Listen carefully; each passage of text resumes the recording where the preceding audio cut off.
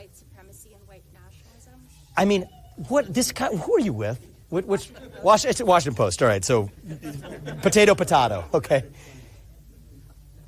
Of course, I condemn any form of vicious racial discrimination in this country.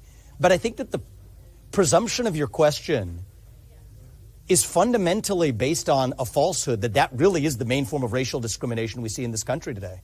Institutionalized racism is institutionalized racial discrimination that we see that doesn't come from somehow discriminating against people on the basis of some tenet of white supremacy. It's based on affirmative action. It's based on actually discriminating against people on the color of their skin in a way that's actually institutionalized today. Was there a point in our history, at points in our prior national history, where there have been vicious forms of anti-black or anti-brown discrimination throughout this country after the Civil War and otherwise? Yes.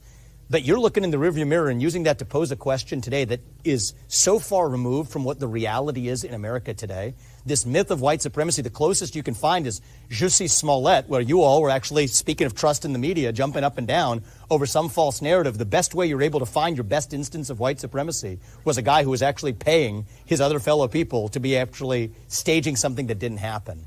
And so stop picking on this farce of some figment that exists at some infinitesimally small fringe of the American public today to open our eyes to the actual real threats that we face. And I think that it's frankly questions and framings like that that has caused the American public to lose all trust in the mainstream media, I'm sorry to say, for good reason.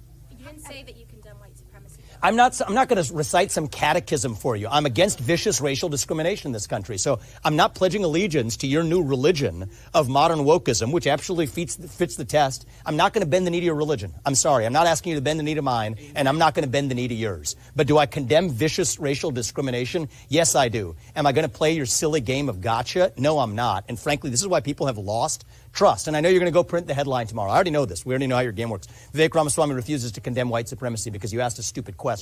The reality is, I condemn vicious racial discrimination in this country, but the kind of vicious and systematic racial discrimination we see today is discrimination on the basis of race in a very different direction.